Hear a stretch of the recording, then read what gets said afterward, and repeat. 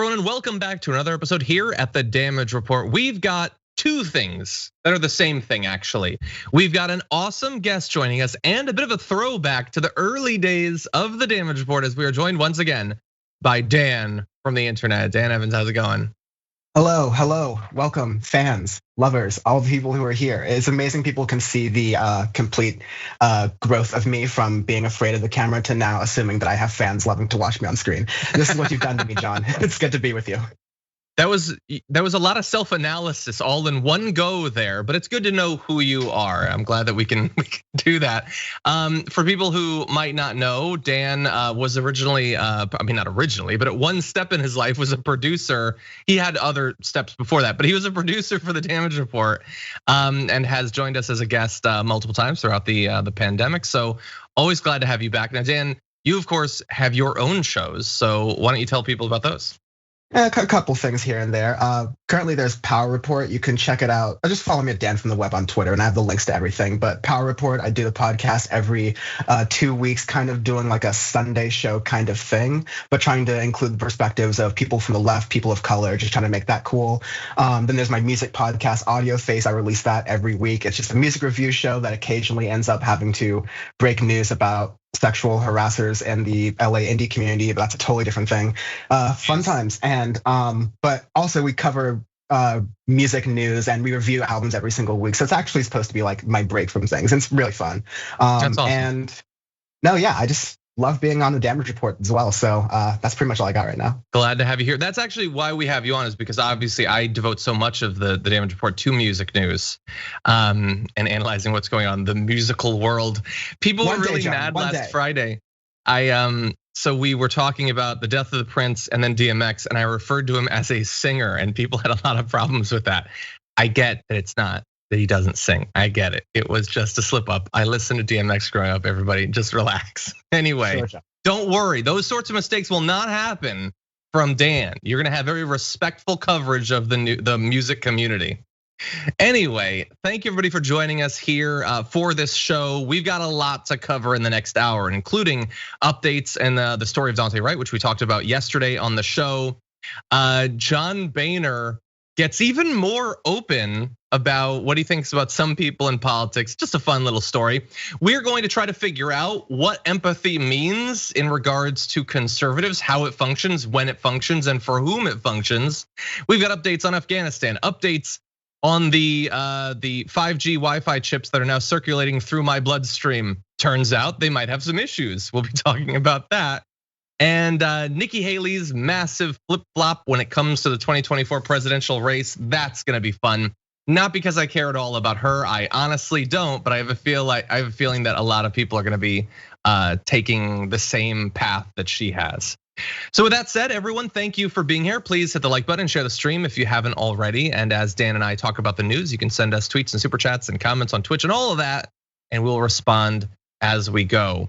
Did want to let you know two things, and I'll be reminding you throughout the program. One is that after the Damage Report, you can see another episode of Deep Dive with Jordan Uhl. That's twitch.tv/TYT at 2:30 PM Eastern time, 11:30 AM Pacific time. So just a little bit after our program, you head over to Twitch, you'll see Deep Dive, Jordan Uhl, always a lot of fun. Also, early heads up that as we do each year, we're gonna be having a massive Earth Day special. So save the date for Earth Day special. It's Thursday, April 22nd, conveniently on Earth Day. So that should make it a little bit easier to remember. At 8:30 PM Eastern time, 5:30 PM Pacific time. We're gonna be going through what Biden has done so far on the environment, leftover damage from the Trump administration. We're gonna have a rep on from the Sunrise Movement to talk about the path to a Green New Deal. We're gonna be giving credit to youth climate activists from around the world and having a little bit of fun besides, as we're joined by a number of different awesome guests. So you're not gonna wanna miss that, and it's coming up 2 Thursdays from now. So definitely sketch that out in your calendar. That said, Dan, ready to do this thing? Absolutely. I'm a little biased, but the Earth Day special and that and Jordan Uhl, both very good folks. You don't want to miss that. Awesome, I agree. Okay, everybody, hold on to your butts. The news is about to get rough.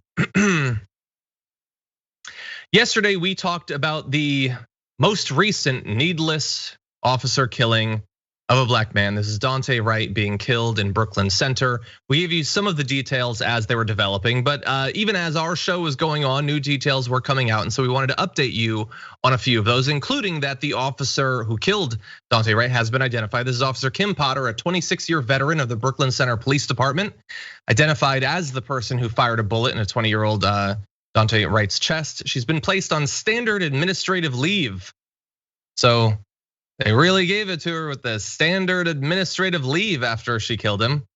So how did it happen? Well, they have an explanation or an excuse, depending on how you look at it. So let's go to some video of the Brooklyn Center Police Chief Tim Gannon trying to explain. As you can hear, the officer, while struggling with Mr. Wright, shouts, "Taser, taser," several times. That is part of the officer's training prior to deploying a taser, which is a less lethal device. That is done to make her partners aware, as well as the subject, that a taser deployment will be imminent. During this encounter, however, the officer drew their handgun instead of their taser. For informational purposes, we train with our handguns on our dominant side and our taser on our weak side. So if you're right-handed, you carry your firearm on your right side and you carry your taser on the left. This is done purposefully and is trained. As I watch the video and listen to the officer's commands, it is my belief that the officer had the intention to deploy their taser, but instead shot Mr. Wright with a single bullet. This appears to me, from what I viewed and the officer's reaction and distress immediately after, that this was an accidental discharge that resulted in the tragic death of Mr. Wright. Okay, Dan. We were wondering what the explanation was going to be, what the excuse was, what the reason why we shouldn't have an issue with the needless murder. So what do you think about this? She only meant to tase him, but somehow shot him in the chest. Pardon me, John, because I've dealt through some of these things so often from a news perspective, and also just like as a person of color, I have to take these things with an amount of like dark humor, because if I deal with these things every single week, it's gonna break me. But like, it just feels like they're pulling from some sort of game where you spin a wheel of excuses or some kind from things that cops do. I mean, like you have it in your notes here, so sorry to jump forward, but like in Oakland, California, in 2009, the Oscar Grant case, it was a huge thing for people who are local to the area. I have family up there, so I knew about it. And that was the same excuse that was used then, that he was meant to fire a taser, but instead used a gun. And so we've heard that excuse. We've heard he was resisting arrest, or we've heard all these other different instances, but the hierarchical like main issue over here is the dehumanization of black and brown bodies at the hands of police. The fact that we send people with guns into these cases like a routine traffic stop. Like one of the more heartbreaking aspects of it is like, I believe one of the reasons for the being pulled over was that he had something like hanging from his mirror or whatever. Like John, I don't know if you remember, but like when I first started working like in the remote studio at TYT before Damage Report, for the car park near the office, we got these little hang tags for the for our like parking garage. And I was driving back home with that one in the early days, and I went to visit my uncle, and my uncle was like, "You absolutely can't have that hang tag on your car because the police will pull you over." Like, not only is that like the kind of thinking that my uncle and like people who care about me as black people like have to have at all times, like vigilantly, but I have to actually take that seriously because of the number of times that being pulled over at the hands of the police is something that ends up being deadly. So it's just like another line of excuses here that gets away from the central issue that we don't need armed people to be handling these situations with unarmed people, especially when there's this dehumanization angle to it, because it so often ends poorly. You're 100% right. Yeah, I honestly don't even understand the hanging thing. Why you're not allowed to have something hanging? Doesn't everybody have things hanging in their car? I mean, like I asked this too because I was like, well, I've seen people have like different necklaces or things of spiritual significance, like dream catchers, or maybe even like a handicap or disabled placard for parking. So it's like, what is this issue? But like at a certain point, even I know to stop asking for the logic in these things because like there is no logic to the unfortunately more than I can count on one hand times that like officers have pointed a gun at me for like a thing I didn't do. And I just have to like act calm and like regular in that kind of situation. And there is no logic to it. The only logic I've like found through my own experience through covering this in news so often is that there's a fundamental dehumanization that happens at like a mental level with these people that I just strongly don't believe that for a traffic stop, it wouldn't have escalated to the point where if this person were white, that you would have tried to handcuff them or like try to aim your gun at them, whether it's taser or handgun, you're caught up in the moment, I don't care. You're just not gonna treat people you have a human connection to in a certain way. Yeah, why are you tasing him? Yeah, for what? He's unarmed.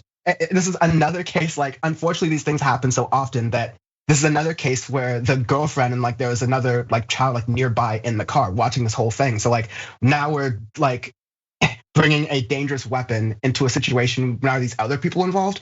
Again, I have a hard time believing that if this cop had happened to pull over their relative or something, that this thing would have happened in any kind of way. It's a 100%. Humanization aspect. Do you see these people as people like you that you could be friends with, or do you see these people as others? And again, the numbers and the bodies keep piling up, so I have my answer. Exactly. Now, the explanation that they gave for Kim Potter's killing of Daunte Wright, that she just meant to tase him, which she shouldn't have done, but accidentally grabbed a gun and shot him, as many have pointed out, is unacceptable in only about 1,000 ways. Now, I am not an expert, I'm not a cop, I'm not a 26-year-old veteran, but wait, I conflated those two things. Apparently you can be a 26-year veteran on the police force and not be an expert on any of this, because you just see any weapon is the same. Who's to say? I fired guns. I know that taking something off my belt that's like 5 times heavier than a taser, it's probably gonna register a little bit. That's gonna be different. That has a different safety that you presumably have to activate to shoot. How could you not know that? That's madness. And if you can't tell, you should have never had it. Your trainer should be in some trouble, and you definitely should never have a gun or a taser again. Now, many people have made these points, so I will just add, when you say, oh, she meant to tase him, but she accidentally shot him, I say, oh, good, so now we know why she should go to jail. That's a good reason for her to go to jail, because if I'm driving down the street and I accidentally look at my phone and I run someone down and they die, I didn't mean to do that, but I still have to go to jail because there's consequences for actions. That my phone is the reason for it, in the same way that her wanting to tase him is the reason. Neither of them justifies murder. So that's why Kim Potter should be in prison. Even if we accept that stupid, inane excuse that they gave, she killed a person, there are consequences for actions. There was no excuse whatsoever to do that. Worst case scenario, he'd gotten away, God forbid, but at least in that case, no one was murdered. So yes, I've accepted your excuse, and now you should go to prison for it in the same way that anyone else who'd accidentally shot someone to death would go to. That's it. That's really, I don't see what other commentary there is. You killed a person you shouldn't have, you should be in jail for it. Any thoughts on that? Like that you could pull it and not know that it's, oh wait, oh this is a black pistol, this isn't a bright yellow taser. Yeah, like never mind the inherent disrespect that comes from saying that this is a 26-year-old veteran who can't tell the feeling in the hand of a taser, which is like light and sort of plasticky, versus a handgun that's much heavier. I love how they expect us to have that kind of double think in there kind of inherently. But no, let me give you an argument that like you're not gonna hear anywhere else, because like the Republicans gonna go to this side and the Democrats gonna go to this side. But like, if you've ever been a gun owner, or you've like fired a gun or learned how to shoot guns at like a very basic level, the kind of basic training that we're kind of trying to require on like state or federal level in order to get these weapons, you know that like one of the first things you're taught is that you never fire or like hold your weapon towards something you don't plan to destroy or kill. All right, like that's something you learn at a very basic level. So don't tell me that someone with 26 years of experience in the force doesn't understand what they were doing at like a psychological level. Yeah, 100%. Okay, really fast, I wanna go to one last bit of video. As the initial details were coming out yesterday, with the killing by Officer Kim Potter of Daunte Wright. Joe Biden was asked about this, and I want to give you a little bit of what he had to say. Watched, I assume as I did, the film, which is fairly, the body cam, which is fairly graphic. The question is, was it an accident? Was it intentional? That remains to be determined by a full-blown investigation. But in the meantime, I want to make it clear again, there is absolutely no justification, none, for looting, no justification for violence. Peaceful protest, understandable. It's always amazing what there is justification for and not. And you saw it, like usually they at least separate these two things, but right there Biden's like, murder, maybe justified, maybe not. Looting, never, under any circumstances. And again, looting's not what's going on. There's protests asking for accountability with the cops. So instantly, any protest, any gathering is talked about as a looting riot. That's what it's described as. But that totally out, can never happen. Stealing, after all, you can never get the thing back. Murder, easy to get the person back. So anyway, as a first response, Dan, from Biden, I found that to be at best weak and at worst playing into the way that the right wing is going to be talking about this case, and I'm sure already has been. Yeah, John, I mean, like you and I both, as people who are supporting Bernie Sanders in the primary, kind of expected that we would get this weak action kind of across the board from Joe Biden in issues relating from like healthcare to police reform or anything relating to this. And we know that he's gonna kind of revert back into his idea of I'm the great unifier. We know that Trump led, I think he thinks that a lot of the violence was associated with the Trump era and he can keep it packed into the Trump era and try to be seen as this great leader. But it is, to me, that's an assumption that's very much caught up in the ego of Joe Biden and the legacy building that presidents kind of do from day one once they get into office, whether they want to admit it or not, and less rooted in the real struggles that African Americans, brown people, indigenous people, everyone's kind of feeling in this country right now at the hands of the police. That's another point. We talked about the original like killing that's going on and the context of dehumanization of people and how there's no way that Kim Porter would have possibly like had that same reaction to she wouldn't have had that same reaction where it's someone she knew, right? But at that same time, there's a dehumanization in this conversation about looting, right? Because it's always, like you said, John, murder, bad, maybe cop did it. I don't know. Even though this is a thing that happens so often that we have to go through a song and dance about it. Murder, maybe, I don't know, but please no looting. Please none of that. It's again dehumanization, because what's implicit there is that black people, brown people, indigenous people, people who have been victimized, working class white people who are like don't have privilege in these like communities where the police kind of control things based on class and stature, right? Anybody in America who is victimized by police is going to, expected by the Democratic Party implicitly, to just continue accepting it, accepting no change, accepting no movement on anything at all. And they're also expected to not get angry, to not get upset, because the looting and all that's happening, I've said this before, like last year, I'll say it again. I don't like support that as a first measure of action. I think there are radical moves you can take in activism and pressuring politicians and like local officials to do more tangible things than breaking through properties that are oftentimes owned by people of color.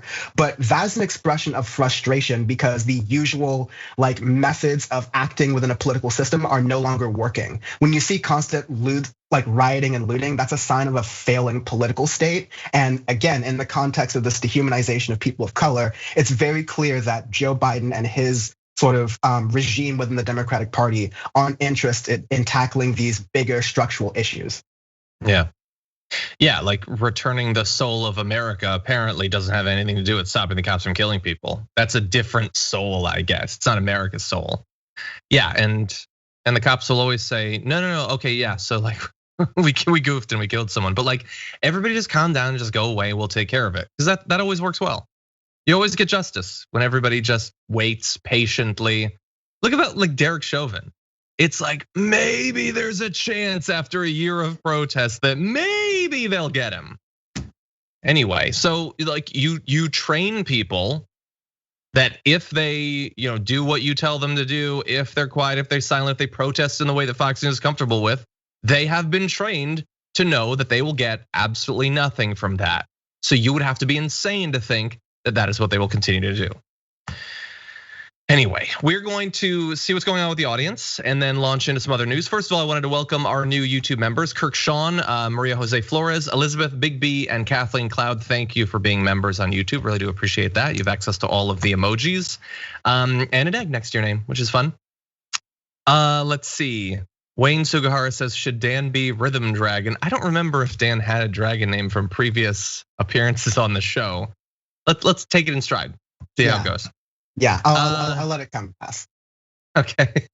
Oh yes. You know what? Actually, why don't we? Since we were just talking about this Daunte Wright story, let's see. We're talking about justice and whether it's likely to come. So we've got a poll for you available at tyt.com/polls. Will the Brooklyn Center police officer who killed Daunte Wright be fired? You can answer yes. You can answer no. There is one correct answer and one wrong answer. Well, we'll see which it is. So everybody go to tyt.com/polls, fill that out, and we will give you the results later on in the show. Stephanie Haynes sent in a super chat saying, I'm a black woman and I have Daenerys and John Funko keychains dangling from my rearview mirror, but I would never hang an air freshener or anything else large and flat up there for this reason. Yeah, I didn't even know that you weren't supposed to do that. Like Dan said, I used to have the thing to get into the parking structure hanging there. May Money to Building says the Oscar Grant killing cuts so deep out here in the town. My friend Richard Linrard also was killed by the police, but they lied and his death wasn't even newsworthy. Jesus. Rob Shively says they teach in driver's ed that hanging things there is distracting. It's just another law used to generate money and an excuse to attack us. Entirely possible. Dango Bengal says, I had more safety training regarding archery, specifically traditional bows, than pistol, shotgun, rifle, and black powder training. All of these tell us don't point unless you plan to end a life. Exactly. And including potentially with the taser, the cop that we showed you in the video at least was savvy enough to refer to them the way you should, which is less lethal. She could have killed him with the taser. And so you always have to ask yourself, do I need to be doing this thing? Should it be my first resort? Because someone is briefly resisting, because someone ran, someone's, I don't know, justifiably terrified. Do I need to risk possibly giving them a heart attack or stopping their heart? Assuming I didn't accidentally pull out a pistol. Okay, over the Twitch section, Bart says, unfortunately, I have to back up Dan regarding hanging something in the mirror. I was pulled over in the city of Burbank by a cop over a year ago who informed me about one of my brake lights being out.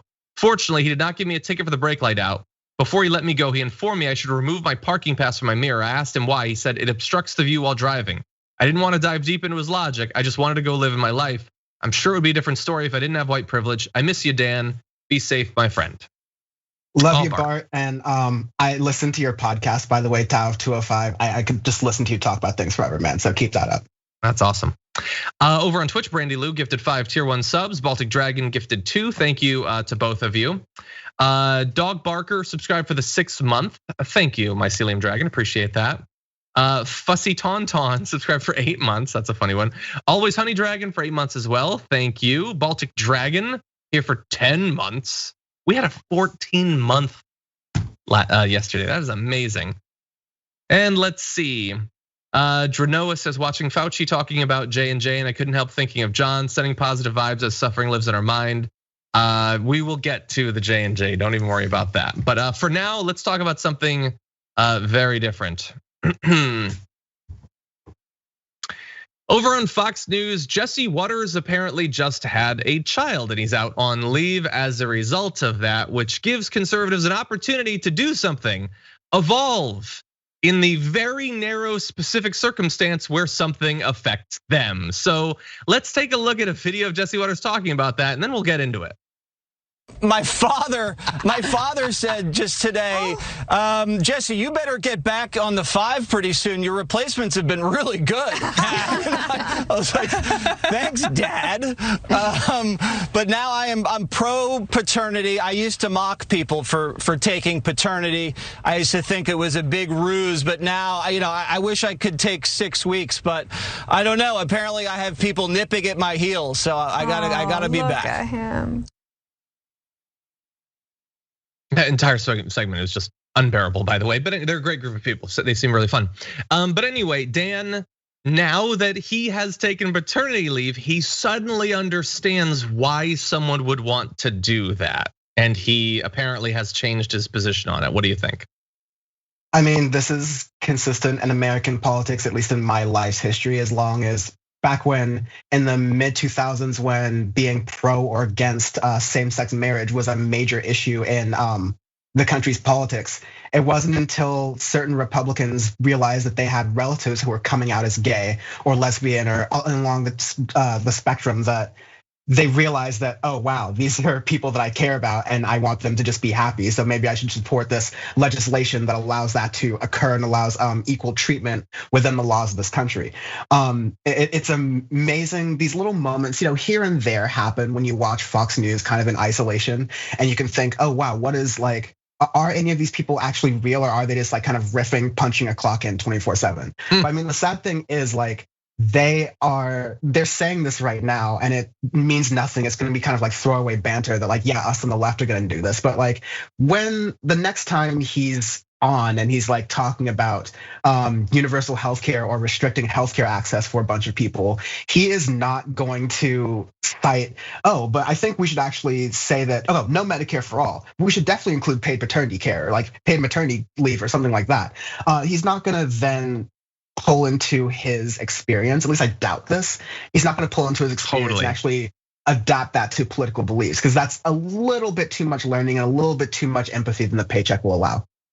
I agree. If this is terrible in multiple levels. So if he was being totally honest and he actually changed as a result of this, this would be yet another demonstration that there's something fundamentally broken in American conservatives and probably conservatives internationally, but I only know about the American example, where they can't have any empathy unless something happens to them or someone very close to them, which sucks and seems ironic when almost every one of these people say that they've been raised almost always in conservative Christian churches that teach empathy and morality and all of these rules for being good people, and yet they don't feel they have a need to be good people until something actually affects them.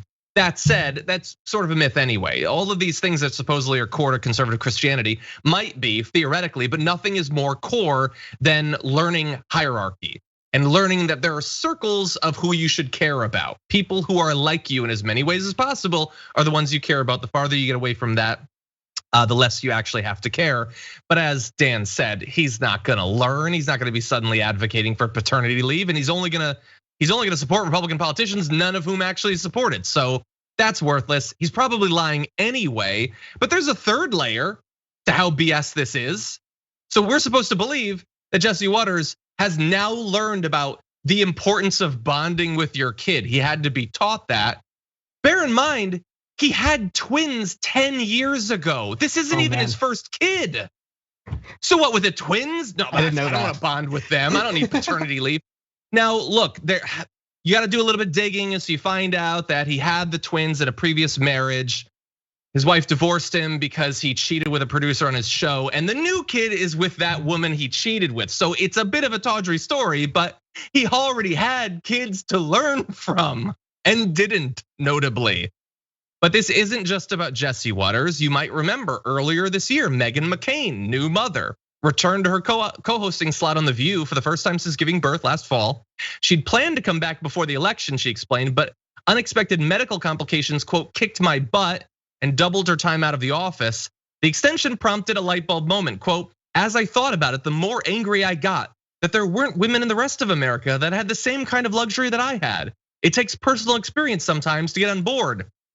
For you and people like you, it takes that experience. I've never given birth to anyone and I'm not likely to, but I already get that it would be rough and that you'd probably want the time off.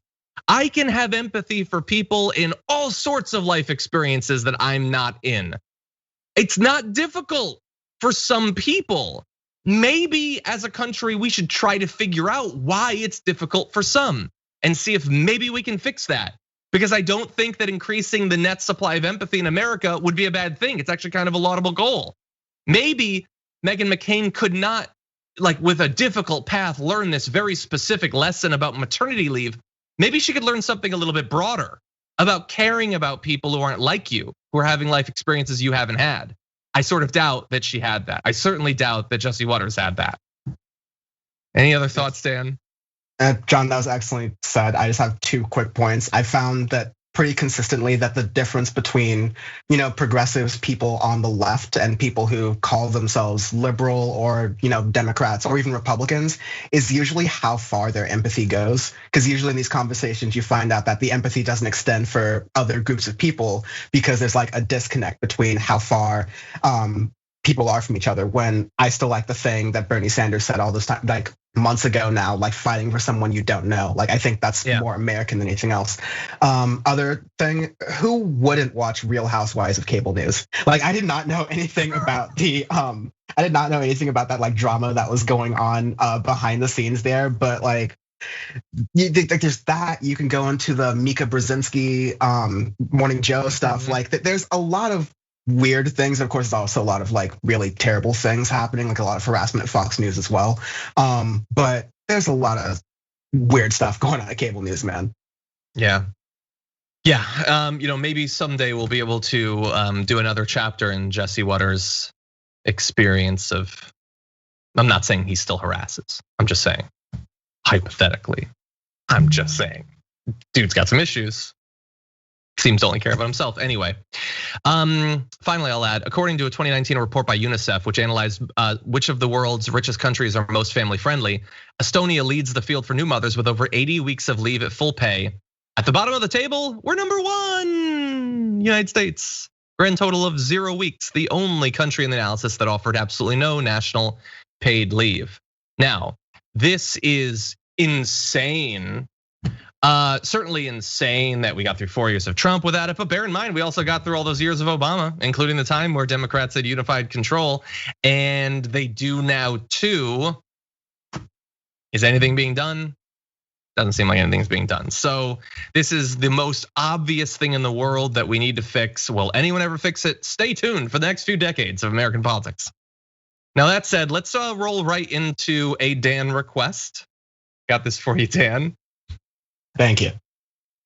It seems almost quaint to think back on the time of John Boehner, such a different Republican Party, but some things are constants. And you're seeing one of those constants next to me. It is how objectionable to virtually everyone, including his family, Ted Cruz is. So I want to give you a little bit of John Boehner, who was on with Stephen Colbert, and they were playing a sort of rapid fire game of Stephen Colbert would name someone in politics, John Boehner would give his impression. So Ted Cruz did come up in that. Here it is. President Clinton. Best politician I've ever met. President Biden. Good guy, really good guy. 30 years I've known him. There's nothing we couldn't work out. Ted Cruz. Lucifer in the flesh. The most miserable son of a bitch I ever had to deal with. Cheers to that. Cheers. Man, John Boehner, he had nice things to say about everyone from like kind of Obama to Dick Cheney, Clinton to George W, Trump even, Ted Cruz. F that guy, F him to hell. Dan, why did this stand out to you? Because dunking on Ted Cruz is something I do before my breakfast. It's just something I love. You only find really the only people I know who are fans of Ted Cruz is Ben Shapiro, which is like says a whole different thing about both of them together. But no, I think not only does it help that find that every person, almost every sane person, Democrat and Republican, doesn't like working with Ted Cruz, knows he's a snake. This helps to kind of build kind of a persona that he can be run against from, people can run against him with, hopefully, because it's very true. He just is a slimy, greasy person. But one of the things that I guess the whole John Boehner, I think he's an interesting figure for the transition period in between like the old school like Republicans, like the runoff from the Reagan days, the early 90s, 2000s neoliberal era into this Tea Party Trump kind of thing. Because a lot of John Boehner's House like leadership and his like oft-reported drinking escapades were because of dealing with people like Ted Cruz and was dealing with the Tea Party and like their like wild demands. Like it would be like imagining if Nancy Pelosi was hitting Terminus, my favorite bar in San Francisco, every weekend after having to deal with AOC on Twitter. Like it just doesn't, it's like, we don't have that kind of thing anymore because that pressure really existed. There was a time in which there was a battle between factions within the Republican Party of, do we kind of do this quote unquote compassionate conservatism of George W. Bush, which is an inherently problematic framing to begin with, or do we go into this like more nativist, pseudo populist rhetoric of tougher on immigration, like distrust of progressive movements for like LGBTQ rights and Black Lives Matter. And it's really clear which side won. It's very clear which side won. So at least we're kind of seeing John Boehner right now. He's got like nothing else to lose except for like, really nothing else to lose except a drink in his wine glass, let's say. And he's spilling it all. And it's confirming a lot of what we believe, except for, the other stuff he says about other politicians, which we'll get into in a bit. Which we will, yeah. And I see someone saying, they're worried about sort of the rehabilitation of past politicians. No, we're not rehabilitating John Boehner. Screw John Boehner. John Boehner now making money as a weed lobbyist after supporting legislation that put God knows how many people, especially Black and brown people, behind bars for that. No, screw John Boehner. But John Boehner is mocking Ted Cruz, and I need that in my life right now because also, screw Ted Cruz. You were totally right to point out that the only person who likes him is Ben Shapiro. But let's note that Ben Shapiro is the Ted Cruz of right-wing media. Yeah, like there is a 5% chance that Ted Cruz is his dad. Like, come on, you know that there's at least a 5% chance. Anyway, Boehner also called Cruz a reckless a-hole who thinks he is smarter than everyone else. That is, I'm not, I guess telepathy wouldn't necessarily help. I can't say for sure that that's true, but I know that that's true. Ted Cruz definitely thinks he's smarter than everyone else. Most politicians do, but really Ted Cruz does. He thinks that he has nailed the last 10 years, that he's going to make it past all this Trump stuff, them mocking him and his wife and everything, and then someday he will be president. Maybe he's right. Let's see if America is being outsmarted by Ted Cruz. Boehner called former President Donald Trump a little crazy, which is more of an indictment of Boehner than Trump, that he says a little crazy. But John Boehner, on with Stephen Colbert, had an interesting thing to say about Lindsey Graham. Take a look at this. Lindsey Graham. He's one of the funniest people you'll ever meet in your life. Like funny, haha, like or funny, really, what is wrong with that guy? No, like really funny, Stephen. But what, can you explain Lindsey Graham, how you can say that about, can you explain what the hell happened to him? He's baffling to even people who voted for him. Well, Lindsey, he can kind of move a little right, move a little left. He's pretty good, dancer, but he really is one of the funniest people I've ever met. Lindsey Graham, great dancer. Okay. So I included this video, Dan, for a very specific reason. I occasionally like to test bubbles and test whether my biases against people make me unreasonable. But I can't believe it and I can't accept it, Dan. What about you? I think it has to do with a class analysis of politics, and that when you don't see these people for who they are, as in like vessels for preventing the working class and a lot of other people who are struggling with their American experience to having a chance at a better one, but people who you don't see them as people who are obsessed with their ego and looking out for themselves and their own families and their own wallets, essentially. But when you become a politician and you see these politicians as your friends and your allies and your people, then yeah, they're jokes that would be like horribly milquetoast and not funny to all of us outside of that bubble you're kind of alluding to, John.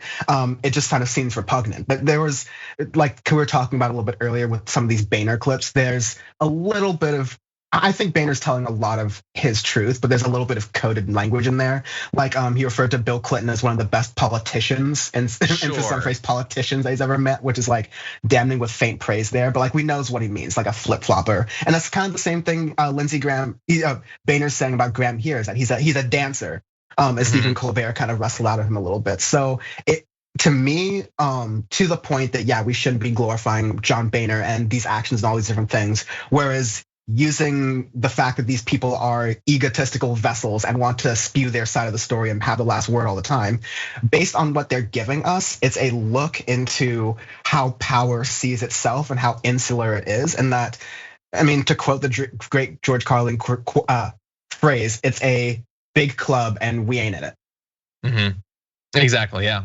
Yeah, and even that for you to be able to think that he's funny, you have to be able to, and you have to look past so much. Like I know you could probably think of people that they won't even really say anything yet, and you already are about to laugh just because you like them. You're predisposed to think you're funny, that they are funny. But there are also awful people that it doesn't matter what they say. You know who they are, what they stand for, what their values are, and you'd never think it was funny.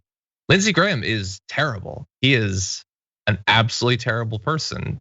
For me, he cannot be funny. You could say the exact same thing that from someone else would be hilarious, and it just wouldn't work. But for John Boehner, there's nothing about Lindsey Graham that takes him out of the realm of comedy. It's totally good to go. And also, God only knows what those jokes are. It is entirely possible that for some conservatives, there are topics he's willing to talk about that are funny, like we talked about in the pre-show. During his speech over the weekend, Donald Trump made a reference to Barack Hussein Obama and the very beautiful Michelle Obama, and the entire room began laughing like hyenas. They think that's funny, but that's not really a commentary on the joke. That's a commentary on the crowd and the person delivering it. So just bear that in mind. Again, not rehabilitating John Boehner. John Boehner still sucks. Maybe not as much as Ted Cruz. Anyway, okay, with that, we are gonna take a look at what's going on in the audience before we move into a little bit of foreign policy. First of all, Lexi Duke City, thank you for becoming a tier 1 member, appreciate that. Franklin Sharpslicer says, once a man ran over a sister of mine, 10 days in jail and a $200 fine. None of this is right, such is on my mind. Sometimes for an hour at least, I'd like to enjoy a moment of peace. Thank you, Franklin, as always, for your poetry. Appreciate it. Jason CK, welcome to tier 2 YouTube membership, and the Reverend Lita Mullen to tier 1. Thank you to both of you. Lexi Duke Cities says, got my J&J shot yesterday. Super worried about the news this morning. Well, we will be talking about that. Don't you worry. Realan says, hi, John, likes are down. How many likes do we need to get for more Carl? That is a good question, actually. We're just gonna have to click the like button and see if Carl appears. There is a dog in the room, that's all I'm saying. Mrs. Blue from Lower Sioux says the cop that killed Daunte Wright resigned. So how does that play into our poll? Resigned, wasn't fired, might have been pressured to resign. We'll return to that when we see the final vote. John, thank you for the update. You said one answer was right and one answer was wrong. I think that still applies. Maybe. Okay, we're gonna return to it. Let's see. Gogo says, Dan, I loved where you used to post. It was so tropical looking. Glad to see you back. First Moderna yesterday, very sore arm. Where's Carl? Yeah, well, shout out to Rocco's Moderna Life over there. I got my first Moderna dose. A couple weeks ago, I get my next one on 4/20. So looking forward to, I'll probably be down for a couple days, but the vaccine's important. Get your shot, it'll be better. It is. Dalton Wiley, welcome to tier 1 YouTube membership. Thank you for that. And Mama Bear Dragon says saying Lindsey Graham is funny is like saying cacti tickle. I guess that's an interesting metaphor. I've never heard that. Over on Twitch, thank you to Alien Sock Puppet for subscribing for the 7th month. Don Latino Heat for the 4th. Sean Burby for the 6th, thank you. Oh, also Kelly June, 9 months happened yesterday. I saw your comment. Thank you for becoming a member for 9 months. Far left anarchist mob member for 5 months. Woo, that's a name. Y'all are really weird for 8, thank you. And let's see. Flat Chilean says Al Franken said Lindsey Graham was hilarious too. That's interesting. Al Franken's not. He was kind of funny back in the day. Okay, well, I'll think about it. KTS Shine says, one of my first Graham memories was seeing him play pool with Colbert years ago on the Colbert Report. Ooh, playing pool with Lindsey Graham, not the coolest thing ever. I mean, one thing if I could go to really fast, like are there even some like Jon Stewart clips from the early Daily Show in the Bush era that like really don't age all that well, given today's like moving politics, which is to kind of be a lesson that like there was a time in which the media landscape for the left was so narrow and few that Jon Stewart and Stephen Colbert, as imperfect and problematic as they can be sometimes in retrospect, were like bleeding edge and like working against a lot of the propaganda that was coming from the Republican Party. So that is to say that like, no, we shouldn't like worship them or praise them. We shouldn't do these things with politicians or people at all, but we should see these things for as complex as they are. And maybe these people are good for one time, but now we have like other things to build off of that. Exactly. Yeah. I mean, at least when it comes to Lindsey Graham, Stephen Colbert seems to have an issue with him now. Yeah. He's hanging out with Progress maybe. Anyway, yeah, you can judge people from the company they keep, but just be understanding of the context. Okay, with that, let's jump back into the news. Lots still to get to, and time she is a-wasting. Big-ish announcement coming from President Biden, I suppose, on the future of the US conflict in Afghanistan, which I believe is older than our guest today. President Biden will withdraw all American troops from Afghanistan over the coming months. People familiar with the plan said, completing the military exit by the 20th anniversary of the September 11th attacks that first drew the United States into its longest war. He is expected to announce this on Wednesday.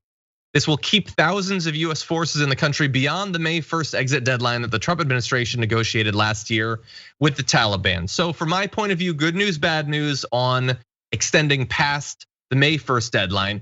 It is bad news because in theory, we were supposed to be out within a few weeks and we're not gonna be. The good news though is they were never gonna do that anyway. It's all lies. I don't even trust the September 11th thing. So we're gonna report on it because it's news, but we didn't get to 20 years by always keeping to our commitments to draw down forces. They were able to find, Dan, some ways to bring troops back in. And until everyone's out of there and has been out of there for years, I'm not going to believe it, I don't think. What do you think? Like I said, this conflict is about as old as you are. That's the terrible thing is that like I vaguely remember when I was just getting into politics, and I don't want to say how old that is because that's just gonna make me sound like a huge nerd. But like Bush was talking about Afghanistan troop withdrawals. I was very, very young at that time, and now I am almost actually a little more than double that age. Yeah.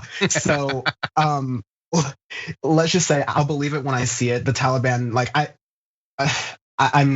hesitate even to give any sort of like leeway for the military industrial complex. But sure, let's say there was some transition issues between like the Trump administration and the Biden administration, and the Biden administration needed more time to plan things out the same way they needed more time to plan things out with the vaccine deployment because the Trump administration hadn't given them a plan to work with apparently. Sure, maybe give them that, but it's possible. But Again, I've heard this from Republicans, I've heard this from Democrats about troop withdrawals, we're bringing the troops home, but then there's always caveats and extensions because ultimately war has evolved past the sense of like we have the troops. Now we just have like drone strikes and other covert operations and assassination attempts that we do with other countries or like aiding these other countries in doing these things. So our hands are clean from the mess. Like this is the new kind of war. This kind of war that can happen without congressional approval, that can happen that's contributes to our bloated defense budget. That's the reason why we can't have things like better infrastructure, better transportation, better healthcare.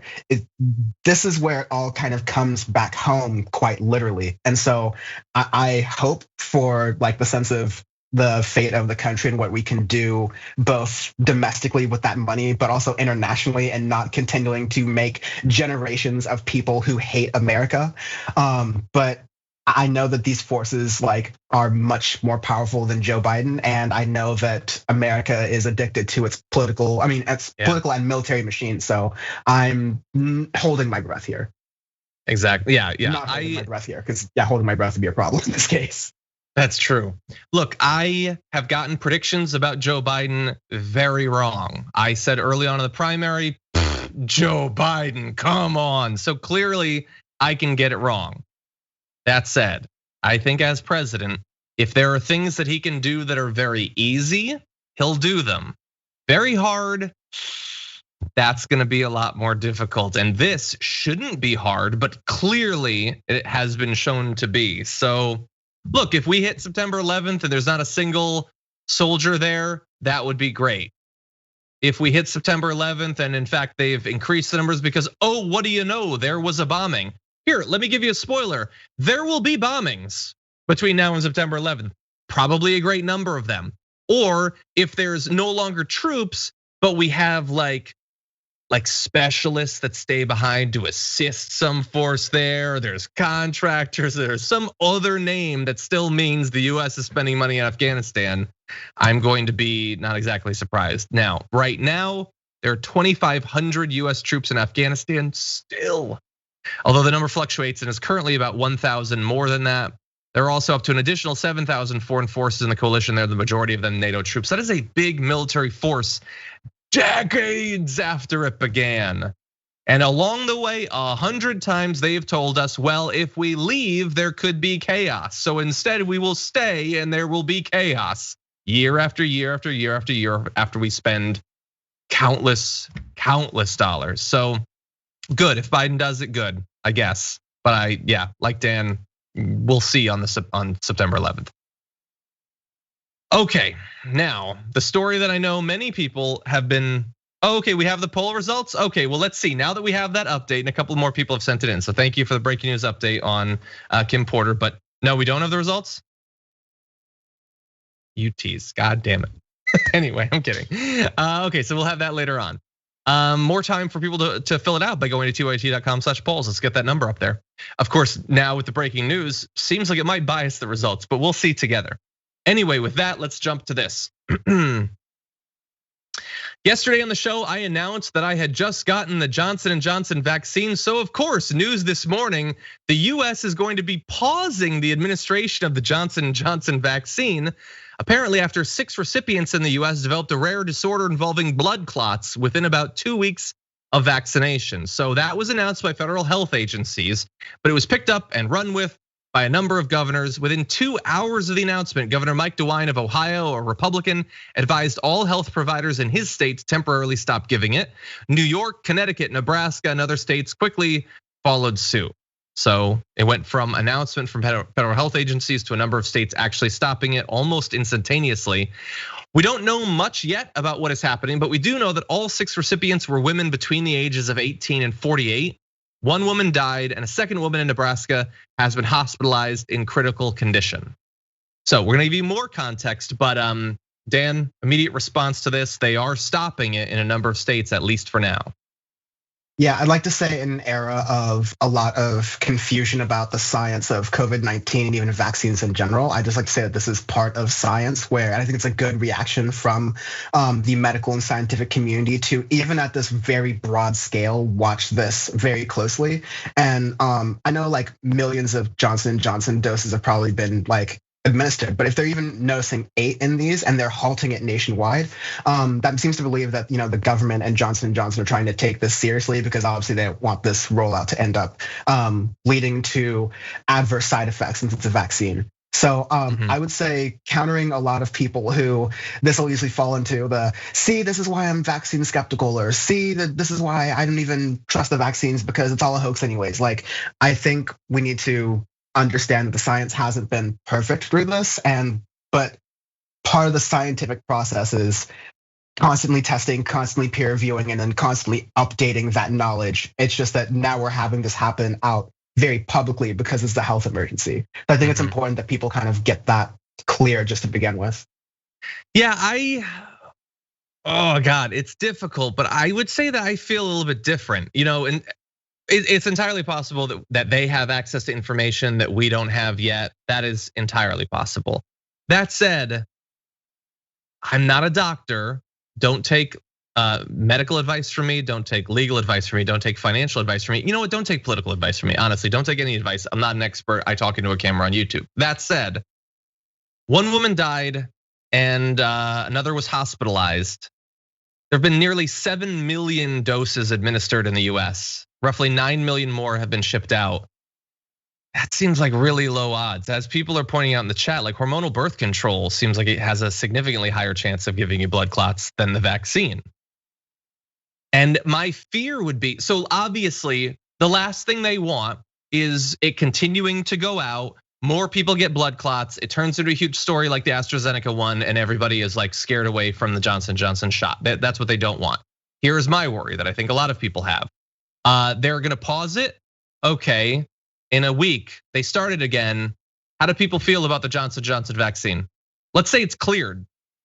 Let's say in a week, they're like, we looked into it. Those were all of the blood clots. The odds are literally a one in a million, or even worse than 1 in a million. People are so predisposed to be terrified. I don't know. I worry that they're like, there's no coming back, or there's no totally coming back from a decision like this. What do you think? I don't think we're in disagreement. I think it's just a very nuanced case where, yeah, I don't think there is. You're going to, because of broader structural issues surrounding like news literacy and the belief that we can all kind of come and approach the news, and based off of reading one or two things, not everyone checks sources or kind of takes a step back and pauses. That's why, like, to some extent, just speaking to a camera in front of YouTube requires an amount of composure, John, that I think a lot of people respect you for. But you're gonna see people who are reading these reports out of context. And I just got something from my mom last night, who my entire family through our health insurance provider got the Moderna vaccine. And for her, she was reading that the mRNA type vaccines are only good for about 6 months. So she's thinking that she's gonna actually get like a third round, right? But the truth is that like the science can say it's good for at least 6 months, maybe more, but the trial hasn't gone that far yet. So we're not gonna be able to like say for sure, you know? And so those are nuances that get lost when we kind of just have this like everyday reading of the news that we work on, as opposed to trying to take these things as like soberly as we can. But yeah, you're right. Like a lot of people are gonna see this news and they're gonna be kind of afraid of the Johnson & Johnson vaccine. That being said, a lot of people were like, oh, mRNA vaccines like Pfizer and Moderna are new, and the Johnson & Johnson vaccine is one shot, and I just want the one shot and to go with it. So it's gonna deter some people, but others it won't. It's just that like these things are messy. Like it's hard to manufacture things at scale quickly and not have problems. It's an extra level of concern because this is biological things we're injecting into our body, which is why I think that so far it seems that Johnson & Johnson and the federal government are taking the proper precautions. And at least right now, I don't suspect something where it's like Johnson & Johnson's like Boeing, and they were trying to work with the federal government to make sure that they could fast track their approval, knowing that there were these issues and problems. Kind of like you said earlier, there's hopefully not, but like you said earlier, there's blood clots and these things like that happen in a lot of other different cases as well. So it's good they're being safe. I applaud them for being safe, but it is what it is. Yeah. And the only other thing I would add is Dan's entirely right. This is nuanced. Well, like this is nuanced. I'm not worried about this. I'm not worried about necessarily their statements or our conversation. We're trying to be nuanced because we don't want people to get sick from either COVID or from blood clots. My worry is that it will stop being nuanced probably right now on Fox, definitely tonight. How do you think Tucker Carlson's coverage of this announcement will go? Do you think it will be nuanced? He's been fear-mongering about the vaccine for months. Candace Owens, who has millions of followers and has become a massive anti-vaxxer, is she gonna be nuanced? That would be my fear. Now, fair enough. The thing that's my fear. So then the counterpart to that is nobody watching them was going to get it anyway because they've already been scared away from the vaccine. So I don't know, there's a lot of things working back and forth. What I will say though is when I hadn't yet gotten the vaccine, like this viral thread went around, Dan, that Cal State LA had you could get it there. And a bunch of people tagged me on it, which is so nice that people on the internet care if I get the vaccine. And then as soon as this story came out this morning, tons of people sent it to me. John, I heard that you got the Johnson & Johnson. Are you worried about this? That is so sweet that all these people are worried about me getting a blood clot. I'm taking it easy. We're gonna see what happens. I don't fit the profile for the people who got it. And I got news for you. If I get a blood clot, it's more likely all the other things I've done to my body through the course of my life. There's a lot of stuff. Well, anyway. Folks, I've seen John's desk when it's a tough week and he needs his snacks. There's a lot other things coming in John's direction besides this vaccine. But thank you for the consent. Thank you. Okay, let's see. I think we have time for one more quick story. Let's run right into this. After the Capitol attack on January 6th, plenty of Republicans were totally down for it. Plenty of those in right-wing media began defending it. Tucker Carlson has tried to pretend that it was nothing this whole time. Others try to get silent, apparently thinking that they could just duck their head down and not deal with what had become of the Republican Party. There were a few, though, who wanted cred. They wanted credit for taking it seriously. And how long has that lasted? Well, let's take a look at what Nikki Haley is saying these days about President Trump, saying, I would not run in 2024 if President Trump ran, and I would talk to him about it. That's something that we will have a conversation about at some point. She said she would support him. Quote, that's something we will have a conversation about. If that decision is something that has to be made, I had a great working relationship with him. I appreciated the way he let me do my job. That's what she's saying now. I wouldn't run against him. I'll talk to him. He's great. Great working relationship. Right after the attack, though, she said, we need to acknowledge he let us down. He went down a path he shouldn't have, and we shouldn't have followed him, and we shouldn't have listened to him. And we can't let that ever happen again. He's not gonna run for federal office again. I don't think he's going to be in the picture. I don't think he can. He's fallen so far. His actions since election day will be judged harshly by history. So Dan, there's been a lot of movement on her position between February and mid-April, from you will be scorned by history to maybe I can be in your administration again. Like left is best, left is best, left is best. Because all of us, like we knew this from the beginning. Like we said that the more time goes from these events that happened on the January 6th, like Capitol insurrection, the more people are gonna start forgetting about it, and people are gonna, especially people in the Republican Party, are gonna start to be able to read the tea leaves as to where the party is moving. And I'll admit this kind of, I guess like afterglow period of the election, let's say, when they lost everything. Usually, like, in 2012, the Republicans had this like diagnosis of how they could win with Latinos, then promptly burned it in the garbage. And like they did all these other different tactics to kind of look inwards and see what they could do as a Republican Party. This time, there was nothing to look inwards to because Trump blew everything up. But like, as the smoke started clearing, you just saw Trump giving his like dementia-addled speeches at Mar-a-Lago, playing the hits about like Mueller and Obama's birth certificate, and doing all those things, getting his Type 5 together. So that, and sorry, I'm being unfair to the Republican Party. That and cancel culture is basically the Republican Party right now as it exists. And so knowing that, Nikki Haley went from her original opinion, which when we start citing these quotes years and years in the future, let's all remember that these quotes about Republicans speaking bad about Trump come from January 2021 to like February 20th, 2021, and not a day afterwards. They're reading the tea leaves, just like Ted Cruz and Josh Hawley were a little bit bullish on earlier. And they think that the future, if not the future of the Republican Party, if not Trump, is Trumpism. And Nikki Haley, during the Trump administration, there were some rumors that Trump would get rid of Pence and run Nikki Haley as a VP pick. So there's some like things that maybe she could be prominent in that thing if she allies to Trump right now and makes the Trump people know that, okay, Nikki Haley has got our side. She's with our fight. We understand the Trump fight and struggle is full of a lot of like racism and bigotry and all those other different things. But I mean, again, Nikki Haley's just playing her card. She's doing the dance, as John Boehner talked about, that politicians tend to do when they're trying to figure out what people they can get power from and how to pander to them as much as possible. Yeah, you're right. I remember those rumors about Pence and Haley. You know who else remembers that? Nikki Haley. She's definitely thinking about that right now. Yeah, this guy that like, he's fallen so far. Hey, Trump, can I fall with you? Like, maybe we can rise up someday. That's all it is. Look, there's we eventually have to start like writing down our lessons of politics, but the most fundamental one is just wait. If you're a politician, no matter what you do, just wait, and eventually it'll all be okay. So they waited to see, would America and politics and all of that turn irreparably against Donald Trump? Would the Republican base realize, oh my God, where have we gone? We're sacking the Capitol? No, they didn't, and so now everything's good with Trump again. Cuomo, he was facing a lot of pressure to resign. he just waited, and how's he doing now? He's fine. He's fine. He'll be just okay. Matt Gaetz, we'll see.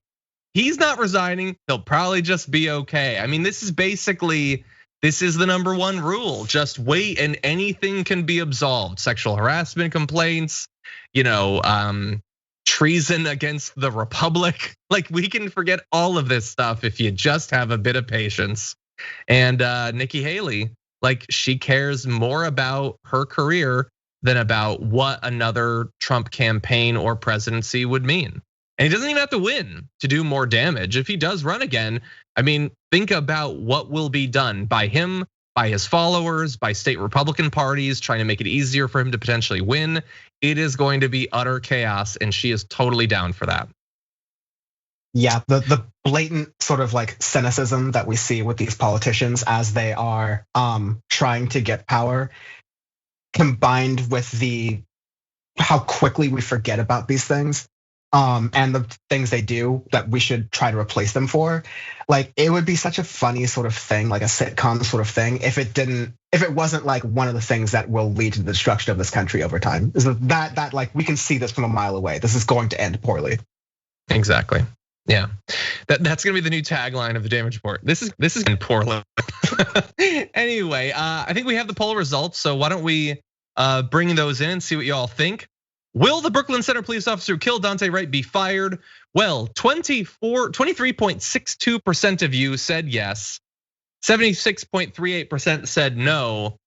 Well, that is a more, I guess, optimistic answer than I would have thought. I thought it'd be like 9-1 no, but no, a quarter of you thought she'd be fired. Well, it turned out you were wrong because she resigned, you big dummies. Anyway, maybe it's the same thing. Maybe she was pressured to resign. Again, like, I don't know, maybe she doesn't get that lesson of American politics that we were talking about, that you just wait and see what happens. But so she has resigned. So I look forward to her being hired by the next town over. And that'll be fun, Dan. That'll be fun. Were you surprised by the results? Yeah, a little. I expected more of the proportions that you said there, John. But yeah, I think the collusion that we did with the Brooklyn Center Police Department on when we released the poll and then when that date happened may have spoiled the ballot a little bit. So I'm gonna call someone in Georgia to see if we can find some votes. Exactly. Well, that's all the time we have, Dan. Until next time, where can people watch more of your amazing content? Just find me on Twitter at Dan from the web. Check out Power Report and AudioFace. But yeah, said it before, say it again. Thank you very much, John, for having me on. Appreciate you. Awesome, anytime, miss you, buddy. And thank you everybody out there in the audience for watching. I appreciate you being here. I'm gonna read a few of your comments, super chats, and all of that. Let's see. First of all, Dimitri, welcome to Tier 1 YouTube membership. Thank you very much for that. Ruth Harper as well. Appreciate so many people signing up for YouTube membership. You get access to the member badge and emojis, and at Tier 2, our weekly top 10 lists, which are a lot of fun.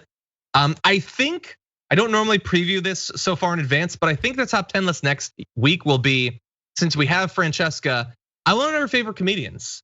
At least as of right now, all-time favorite comedians as of right now. So you can sign up to become a Tier 2 or Tier 3 member and get access to that. Sav subscribed with Prime on Twitch, thank you for that. Warp Crazer subscribed for the 6th month. Mother of the Fiona Dragon made 3 months, thank you. Diego at Weston at 4. Ash at 4 as well, thank you so much. Don Latino Heat subscribed for the 4th month, thank you. And Zakharov for 6. Thank you to all of you signing up for membership on Twitch as well. Let's see, Pondering Dragon on Twitch says, Dragon Daddy is 1 in a million. Hopefully J&J doesn't know that. Oh geez. Oh geez. That cute bird says, my side effect was that I was no longer allergic to dust. I hope it stays that way. Really? Is that a thing? I'm allergic to a ton of stuff. If this gets rid of my allergies, I would take like 10 of those shots. Okay, the Kurd burglar says, my memory isn't perfect, but I think Dan's hair is different. I like it. I think it was actually different. I haven't seen him in a bit, but I think it was. And K Adam says, first time watching live on Twitch. Usually I'm on YouTube or listening later on the podcast. Love this. Thank you so much. I appreciate that. Thank you to everybody who watched. So that's it for today. Tomorrow, Big News Wednesdays with JR Jackson returns. So you're not gonna wanna miss that. And until then, stay safe out there, stay sane out there, and I'll see you soon.